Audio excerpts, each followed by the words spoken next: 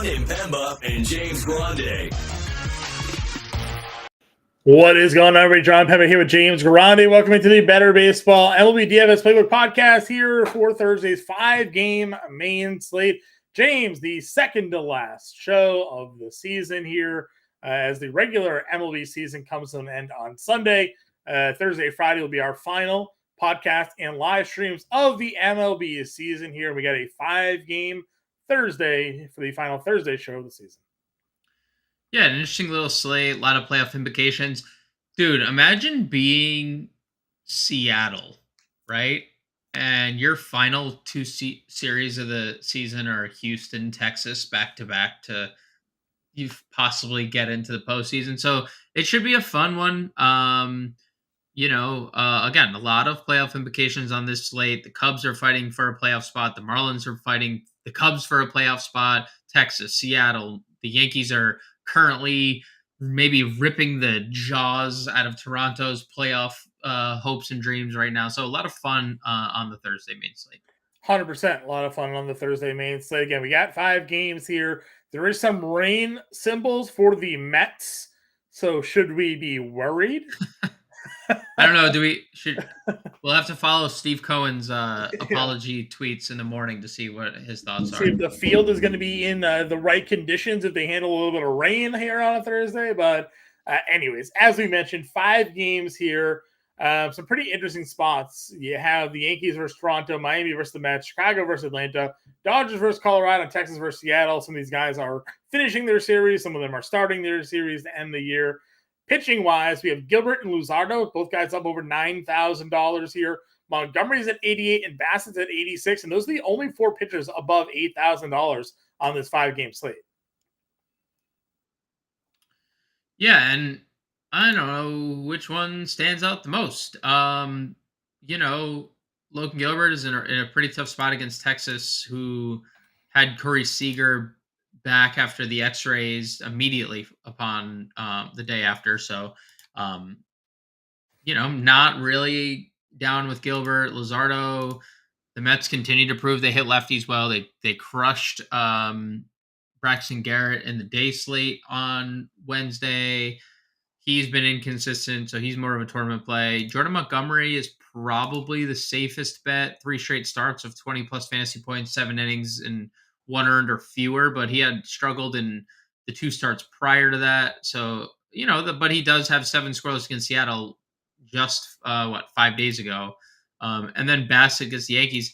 Look, we've said it a lot, and more often than not, righties have had success against the Yankees. When Aaron Judge hits 2 home runs, home runs, and you move on, right? Like he's had 2-3 home run games this year. I think I saw a stat that he leads Major League Baseball in multi-home run games this year. He's only played 100 games. So we got onto the call and I said, so pretty much Aaron Judge would have hit 60 again if he had played a full season.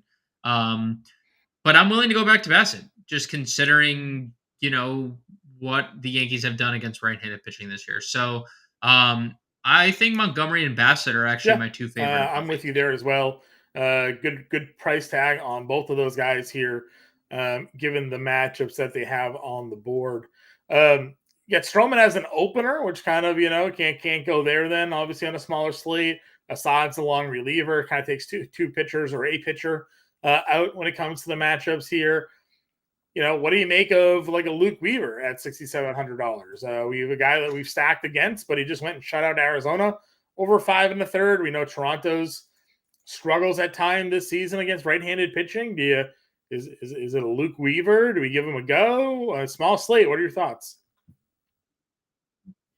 Yeah, and if you look at, the Yankees starting pitching have shut the Blue Jays down the last 2 days.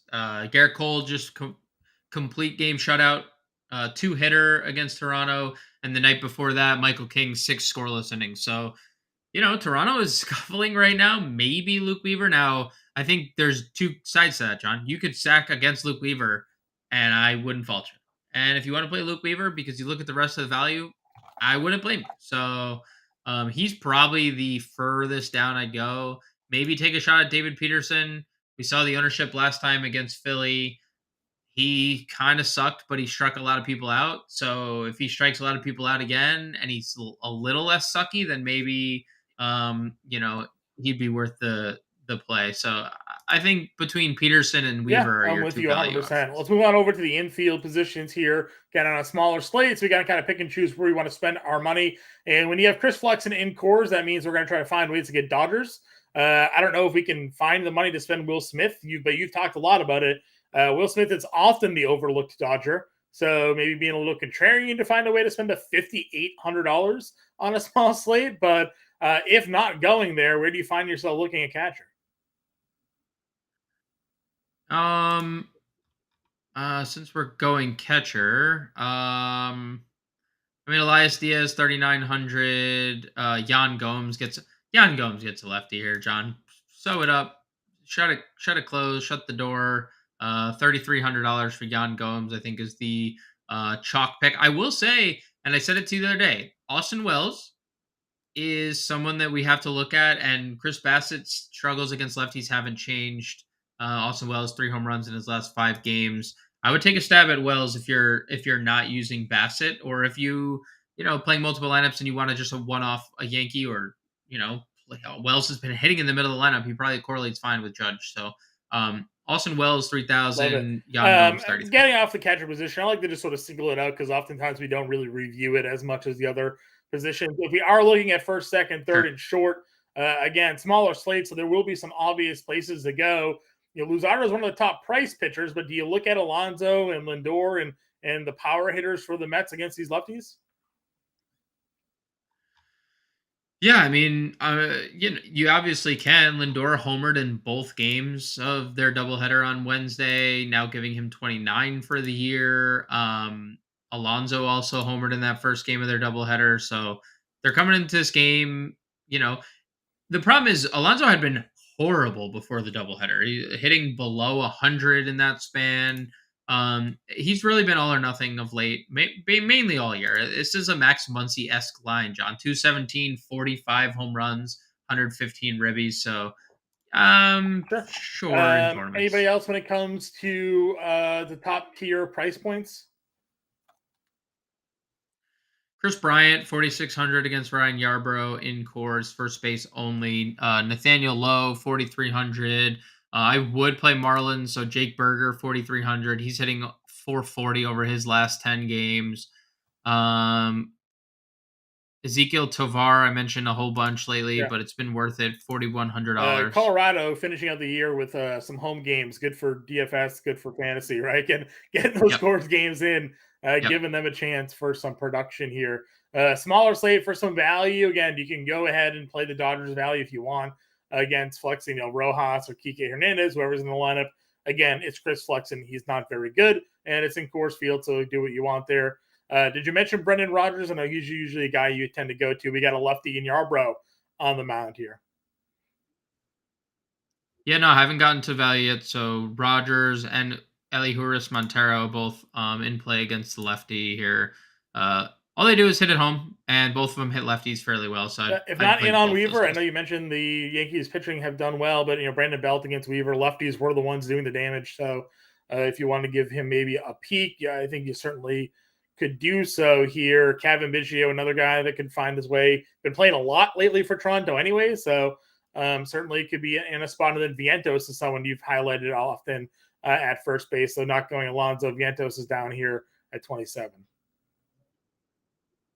Yeah, and Vientos homered again in that first game of the doubleheader. So he's done nothing. He's done nothing but homer a lot since getting everyday playing time. Wait, we have a. Also, I'm surprised you didn't mention maybe the best value play on the board. John Birdie. Yeah, where's John Birdie? $3,000.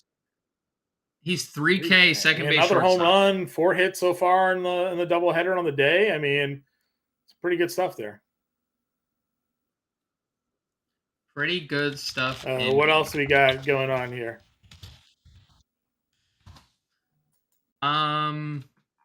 That is really it. James just alerted me that the board wasn't showing this whole time, so I apologize to you, but we talked through the slate, so that's fine. Nothing new that you haven't been missing. Outfield. We'll finish off in the outfield for the folks at home here. A couple bets Judge, top tier. You mentioned Aaron Judge and his ridiculousness of late here. 3 homers a couple of days ago, double dongs on Tuesday or Wednesday, rather. You're running right back. I know you liked Bassett, but Look, it's just one of those things. Like if that's where your build takes you, then play Aaron Judge, right? Like he has so many home runs. Just hits so many home runs. He hits more home runs than everyone else. Like that, I don't know what else to say. He has as much upside he as any does. player. J-Rod gets the lefty here against Montgomery. You also have Soler against the lefty and Peterson.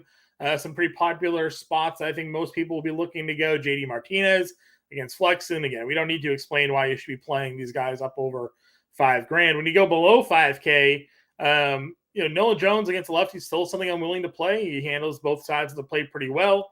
Where else are you looking to go in the mid 4Ks? James Outman homered on Wednesday. I would play him in cores. I'd be interested in the Braves because we're only going to see a limited Stroman, and even limited Stroman hasn't been good. Like Stroman just hasn't been good pre or post injury, really. So I would definitely go Braves, Harris here in the mid tier, Ozuna in the mid tier, both in play. Seiya, I know he had the dropsies, maybe ruined the Cubs season, and Cubs fans may never forgive him if they don't make the playoffs. But I love the spot. He may or may not be the cover of tonight's show. So say at 42, I mean, he's been one of the best hitters in baseball probably for like the last 2 months. Like at least one of the most steady. He's been their best hitter over the last. Yeah, again, we've been in on him a lot lately. Hard to argue really with the production you're getting. Carter against Gilbert. We like Carter. I know Gilbert's been pretty good, but you can always kind of give him a look if you wanted to there as well. Yep. You've talked up the Dodgers outfielders. Hayward better than Peralta, but both of them they're under 4K and pretty good spots. Outman started, got him in 43 as well. So if you want cheap outfielders for the Dodgers exposure, it's all there waiting for you. Yeah, I'd probably play all of them. I don't know Peralta if I'd play Peralta. Any other value plays in the outfield for you? Garrett Hampson, if you're not in on David Peterson, has been pretty good for the Marlins this year. Just kind of thrust into things, and he's responded. That's probably there is some ugly value. Right? Jesus Sanchez. You're going to have to wait till lineups really come out. Varsho 31. I mean, I know he has not had a good year. Not Bassett's. Weaver struggled there. Luke Weaver, so maybe. Yeah. All right, let's get a lineup for the folks at home. You want to go Bassett at 86? I'm good with Bassett and Montgomery. Bassett, Montgomery, the two you're looking to go to. 4K. You said Yanni Gomes. Yanni Gomes is at 33. All right, we got 41.85. Birdie. Second base. I was thinking Burger, you said? Maybe? Yeah. Birdie, yeah. Birdie at 3K. I was looking at him at second, but also you can play like Brendan Rodgers at second. Good and get some cores. We got 45. We want core, so I guess we fit Freeman, gives us 4K. Would you pick a Freeman or Mookie if you had to pick one? Flexen's been worse against lefties. So probably Freeman, but also Freeman Outman maybe. Yeah. Freeman Hayward. Freeman. Do you like Hayward or Outman? Hayward hits closer to the middle of the lineup, right? Outman homered on. I'm going to say 7th today. So. Yeah, Outman hit 7th. Hayward hit 6th. All right, so 39.66. Yep. Let's see. What do we have for other value here? You mentioned Sanchez. I don't hate it. I know he's been terrible, but he's still. He homered on. I mean, it's a lefty. Is he a lefty? He is a lefty. Okay. Do you want to go? Where was it? I just had it. Now I lost it. Where? No, because we're pushing Bassett here. 31. So. Say it. Varshow's on Bassett's side. There. That works. I'd say in Varsho. So he gives us 4,600 for third baseman. Yeah, I'm good with Burger? burger. Morel? Some burger sauce there, Birdie. The double B's, killer bees. Keep it rolling. Ooh, nice. New rolling. killer bees in All town, right, so we got $300 left over. We have Bassett, Montgomery, Gomes, Freeman, Rogers, Berger, Birdie, Outman, Seiya, and Varsho. Just an example lineup. Love the playbook out. And, of course, we will have the live stream at 5 o'clock. Get everybody updated and ready to go for this 5-game Thursday slate. Find us in Discord. Get us on Twitter. Good luck, everybody. We'll talk to y'all later.